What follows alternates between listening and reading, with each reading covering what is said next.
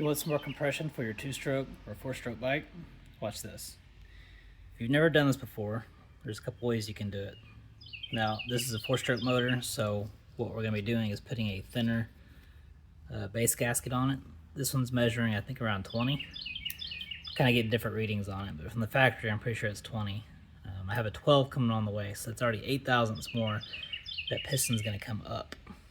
Now, on this one, you can see that little ridge right there. I've already started working on it a little bit. But I'm basically trying to get the piston to come up that much further to the top of that, because that's about where it stops. So there's a couple ways you can do this, and this is definitely the redneck way. But a piece of sandpaper on the garage floor. Make sure you clean your floor real good. Make sure there's no cracks or imperfections or anything. Find you a nice clean spot. You can also spray some glue on the back of these papers, and that'll help it hold it in place. The probably better way to do this would be to go get a piece of glass, like a 1/2 inch or 1 inch thick glass. It's gonna be a lot smoother and a lot better. Or even, I've used tile before from Home Depot. Just go buy you a single tile. Works just as good. But make sure everything's clean. You don't want oil and junk on here. And just kind of rub it around lightly. I don't put a lot of pressure. I try to keep it side to side. I'll put some spins on there and stuff like that. And this 220 takes off a pretty good amount at a time. I don't think I'd go down any lower.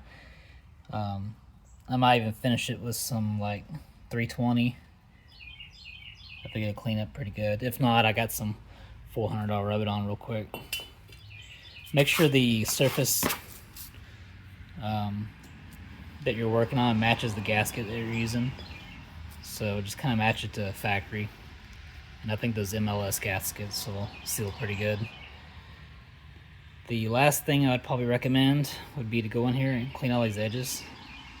If you have a little nail file or something, just go around all the edges, because when you sand this down, it leaves a little micro shelf of metal, and that'll get it in the water pump and everywhere else that you don't want it. So yep, just thought I'd share that. We're gonna try to get this thing up on the compression. I'll have the next head video coming out soon. We're gonna do a little porting and polishing. Just waiting on some tools and the gaskets in the mail, and we'll go to the next step.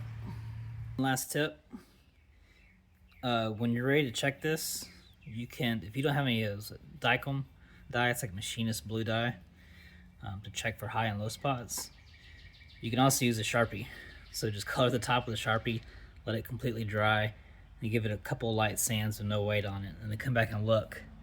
If you see some like black spots or like shiny spots in weird areas, you know that this is either like off or it still has low and high spots, and you want to keep sanding until it's all shiny, all one color, and then you can do it again. If you don't have a Sharpie, I've even painted these before with a spray paint, just to light dust, and then let it dry. If it's not dry, it'll kind of goo over when you try to sand it. But you can dust it with some paint and sand it and check it that way as well. Redneck, but hey, it works.